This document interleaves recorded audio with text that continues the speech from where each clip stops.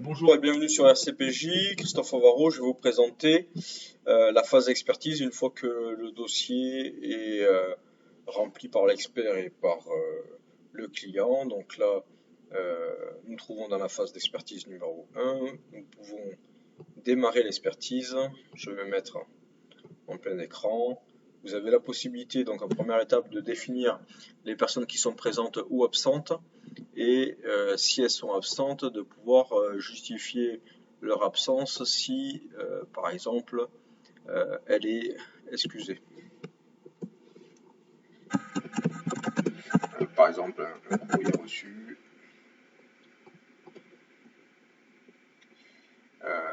personne présente, par exemple, en Portugal, lieu d'expertise, M. Faro. On passe à l'étape suivante. On a la possibilité de faire signer les personnes qui sont définies comme présentes, de valider la signature, de la même façon pour la personne d'à côté.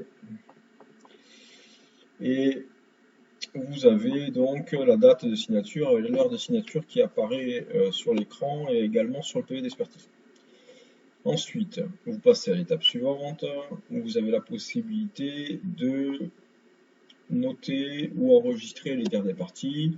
Donc là, il y a deux façons de pouvoir l'enregistrer. Ou vous faites une frappe via le clavier, ou vous avez la possibilité d'utiliser l'enregistreur audio. Si vous dictez par exemple un texte, vous pouvez stopper, retranscrire, et à ce moment-là, il va s'inscrire dans le diagramme. Vous passez à l'étape suivante, et là vous retrouvez l'historique que vous avez préparé pour votre expertise, avec un format plus large pour que ce soit plus lisible, la possibilité de réafficher le menu sur la gauche, si nécessaire.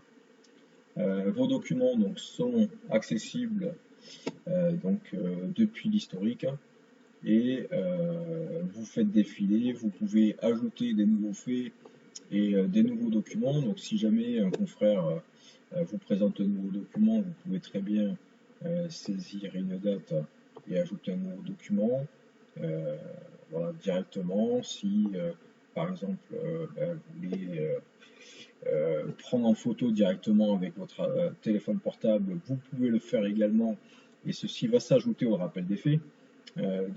Tout ce que vous allez pouvoir saisir va s'incrémenter directement par rapport à la date et au kilométrage que vous aurez rentré et va se classer. Voilà. Donc une fois que le rappel des faits est établi, vous pouvez passer à l'étape suivante, vérifier les coordonnées du véhicule, intégrer une photo générale, la photo du numéro de série, vous avez la possibilité d'intégrer la photo du compteur et de saisir en fait le kilométrage et relever aussi les tests estimés, noter les niveaux d'huile moteur et de liquide refroidissement, y joindre des photos et informer donc de l'état des pneumatiques. Vous passez à l'étape suivante. Vous pouvez apporter des précisions sur la nature de la panne de litige. Et ensuite, vous rentrez dans la phase technique du dossier. Vous avez la possibilité de saisir les préconisations du constructeur avec des champs pré-remplis qui peuvent être ajoutés. Et une fois que vous êtes près du véhicule, vous pouvez définir les conditions d'examen, donc présenter, non présenter, roulant, non roulant, mettre des précisions, savoir si les pièces sont présentées également. En étape suivante, ce qu'on propose, c'est de générer quelques photos et de les intégrer dès le départ. Ça permettra d'enrichir en fait votre PV d'expertise et votre rapport. Donc, on a défini une douzaine de photos qui ne sont pas obligatoires, mais que l'on conseille pour tout dossier d'expertise. Et par la suite, vous rentrez dans la phase constatation. Chaque constatation, alors toutes les constatations peuvent être mises dans un seul couplet, ou sinon vous pouvez faire une constatation par thème. et ajouter une photo, ce qui est assez pratique. Les constatations peuvent être aussi dictées avec l'enregistreur audio. Donc, si vous mettez un exemple, vous validez, ça crée une ligne. Vous pouvez la modifier, ajouter directement une photo ici, la supprimer, ajouter une nouvelle constatation. C'est plutôt rapide et simple. Ensuite, vous passez à la phase d'évaluation donc du montant des réparations et les différentes étapes d'une expertise classique. Dans préjudice annexe, vous avez un report donc des frais annexes qui ont pu être présentés pendant les opérations d'expertise. Donc, vous pouvez soit les recopier, soit les annuler. Ensuite, dans la suite à donner, vous allez indiquer les suites de votre expertise et la position des parties. Chaque partie qui était présente est répercutée dans la position des parties et vous pouvez dicter ce que chaque partie pense à l'issue de cette expertise. Voilà. Une fois que c'est rempli, vous passez à la phase signature et de la même façon, vous pouvez signer, valider. La date et l'heure de signature se génèrent. Vous pouvez générer le PV d'expertise en cliquant sur le bouton. Donc là, ça va créer un PDF, on va dire entre 5 et 10 secondes. Et ça va permettre en fait, voilà, donc là le PDF s'est généré. Vous pouvez passer à l'étape suivante, indiquer la date de fin d'expertise. Et vous pourrez donc visualiser, consulter le PV d'expertise ici, l'envoyer directement par email aux personnes qui étaient présentes à l'expertise, à d'autres personnes, mettre un message d'accompagnement et tout le monde reçoit votre PV d'expertise en suivant. Voilà.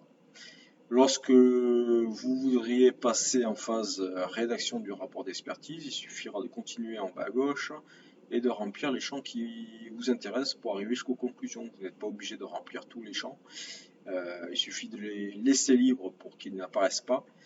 Et dans vos conclusions, par la suite, vous pourrez choisir d'ajouter des documents annexes, des photographies annexes et d'avoir plusieurs types de rapports définitifs provisoires d'information en affichant ou non les frais d'expertise du cabinet et les frais annexes. Et la possibilité donc de générer ce rapport en PDF qui va être compressé et facile à envoyer ou en extraire un fichier Word. Voilà pour la présentation assez globale des fonctionnalités. Vous voyez sur le bas à gauche que des réclamations et des protocoles peuvent se gérer aussi à travers le site. Donc c'est un système qui fonctionne sur le rappel des faits et les constatations de chaque expertise et qui permet d'enrichir en fait chaque courrier qui peut être généré via le site. Tout ce qui est document, vous le retrouvez directement dans l'onglet documents. Donc tout ce qui est généré se retrouve ici avec deux formats d'affichage, soit galerie, soit sous forme de liste, avec par défaut donc du plus ancien au plus récent. Et voilà, et donc du coup vous pouvez retrouver facilement tous les documents du dossier. Dans cette partie-là, on gère aussi également les paiements, les factures, les avoirs, donc en fonction des fonctionnalités que vous avez souhaité gérer à travers RCPJ. Voilà. Je vous dis à très bientôt.